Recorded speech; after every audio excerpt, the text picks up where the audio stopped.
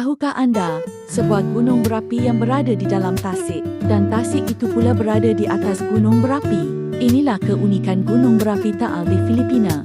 Dari jauh, ia kelihatan tenang, seperti destinasi pelancongan biasa. Namun di sebalik ketenangan itu, tersembunyi kekuatan yang sangat berbahaya.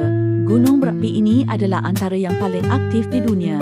Letusannya boleh berlaku tanpa amaran besar, memuntahkan abu, gas beracun dan lava yang mampu memusnahkan kawasan sekeliling.